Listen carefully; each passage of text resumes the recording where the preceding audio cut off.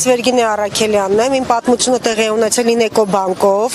Ինեկո բանկի միջոցով, վարկ է ձևակերպվել, որից հետո երկու ելքով վարկը դուրս է եկել Առաջին բանկի քարտապանի, բանկի մի անգամից մենք բանկ ենք գնացել Ինեկո բանկ եւ սառեցրել ենք հաշվի համարը մեր եւ բանկում ասել ենք, տեղեկացել ենք, որ ինչ քարտապանի է փոխանցվել մեր վարկը։ Ոմն Անաստասիա Բադալյանի, որից հետո հիմա արդեն մեր զեղծարարության զոհերով, որ հավաքվել ենք, այսպես ասած, ես իմանում եմ, որ Անաստասիա Բադալյան հաշվի համարի էլի վարկեր են փոխանցվել, ձևակերպվել են վարկեր եւ փոխանցվել են այդ հաշվի համարին։ Ինչի համար, եթե նույն ժամանակաշրջանում ես դիմում եմ բանկ եւ ոստիկանություն եւ գործը գտնվում է քննչականում, մենք ասում ենք, որ սառեցնել հաշվի համարը, մենք ցույց ենք տալիս, որ ումա փոխանցվել այդ վարկը, ինչի իրանք չեն ասեցնում այդ հաշվի համարը։ Ոմն Անաստասիա Բադալյանը, ես չգիտեմ ինչքանով է դա կեղծ է, թե իրական է, համենայն դեպս իրենք չեն սառեցնում։ Դրանից ինչ մենք եզրակացնենք։ Եկեք ես չբարձրաձայնեմ ինչ եզրակացնենք, բայց եզրակացությունները ակնհայտ է, ինչի չեն սառեցնում այդ հաշվի համարները։ Հիմա կոնկրետ մեկ այլ քաղաքացի ունենք, որ նորից փոխանցվել է այդ նույն հաշվի համարին վարկը։ Ես վաճառք էի իրականացնում լիստեյեմ կայքով, այն ժամանակ դա այդ զեղծարարություններ արդի։ Լիստեյեմ կայքով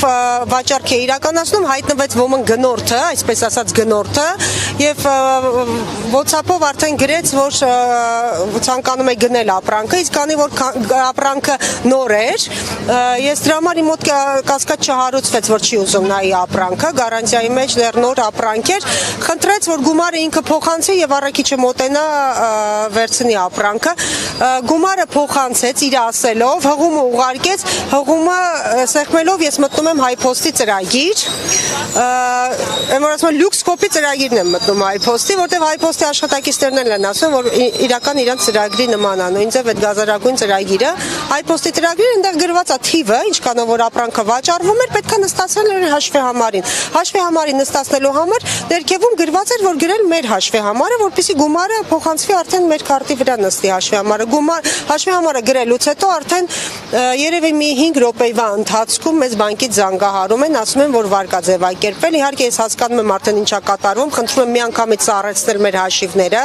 1.348.000 դրամ վարկա ձևակերպված լինում, սառեցնում են այդ պայն հաշիվը, բայց ինչի բանկը չի զանգահարում